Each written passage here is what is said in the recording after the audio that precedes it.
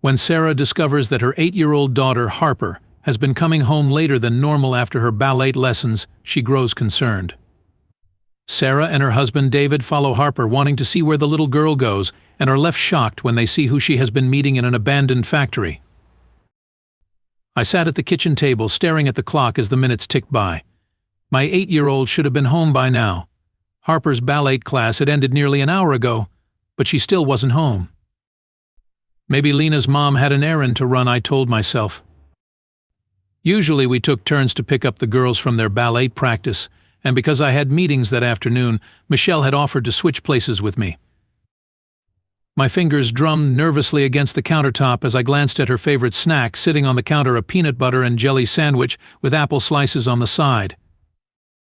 Finally, the front door creaked open, and Harper's footsteps echoed on the wooden floor. "Honey, what took you so long?" I asked, enveloping her in a hug.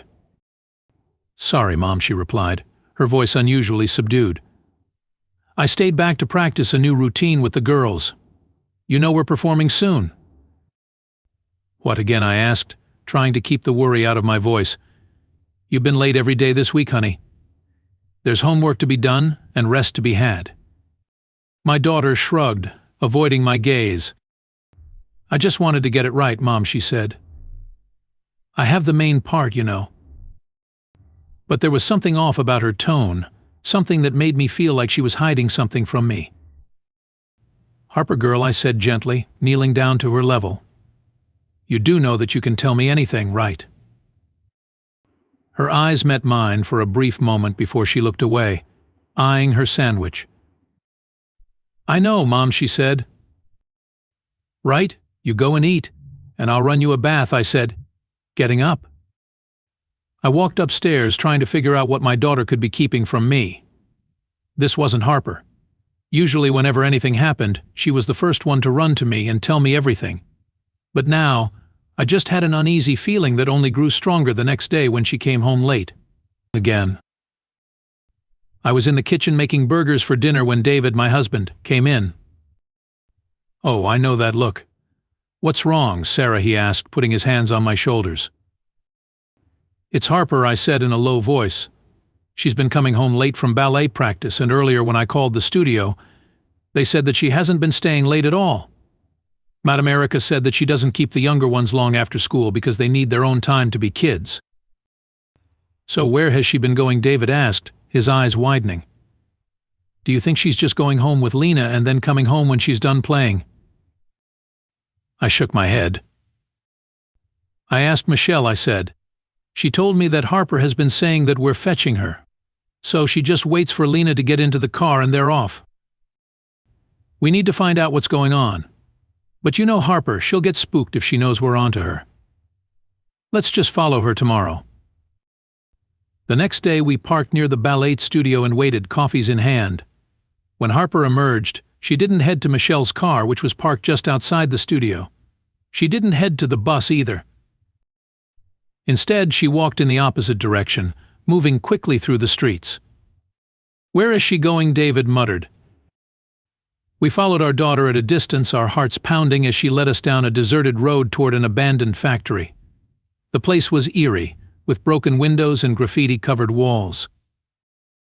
"This can't be right," I said. "This place looks dangerous." We crept closer, careful to stay hidden. Inside, Harper's voice rang loud through the empty space. "I told my parents I was practicing. They have no idea I'm here with you, Angela." My stomach twisted. David and I exchanged a panicked glance before rushing forward. As we stepped into the shadows of the factory, we saw Harper kneeling beside a frail, elderly woman who looked like she needed a hot bath, a nutritious meal, and a bed. "I brought you some food, just like I promised," Harper whispered, handing the woman her lunch bag. "You're such a good girl, Harper," the woman said. "Thank you." Tears welled in my eyes, but as I moved closer, I caught sight of the woman's face, and my breath hitched in my throat. I knew her. She was the woman who worked as a caregiver for my mother when she was sick. This woman had scammed her for everything she had, finally leaving her penniless just before she passed on. Rage surged through me, overpowering the pride I'd felt for my child only moments before. "Harper," I called out. "Come along. Now." My daughter's mouth fell open. "Mom? Dad? What are you doing here?" she asked. "We should be asking you the same thing," David said, not even trying to hide his anger. "Why didn't you tell us about this?" Harper looked down at her feet. "I didn't want you to be mad. She was all alone and she was so hungry. I met her when she was sitting outside the ballet studio. Madame Erica chased her away, and I followed."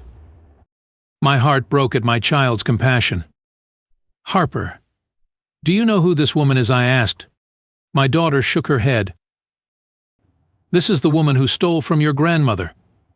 She's the reason that Gran couldn't afford her medication and didn't tell us about it, which is how she got so sick." The woman's eyes filled with tears. "Please, let me explain." "There is nothing to explain," I snapped. "Did you really do that?" Harper asked. "Yes, she did." Angela lowered her head, tears streaming down her face. "I'm so sorry, Sarah," she said. "I didn't want to hurt anyone. My daughter was dying and I needed money for her surgery. I was desperate, and I made a terrible mistake." I opened my mouth to start talking, but David placed a hand on my shoulder. "Let her talk, sweetheart," he said. "I took the money from your mother, yes, but it was too late. My daughter didn't make it. After that I lost everything. My home, my family, my will to live." Her words pierced through my anger, leaving me feeling hollow and torn.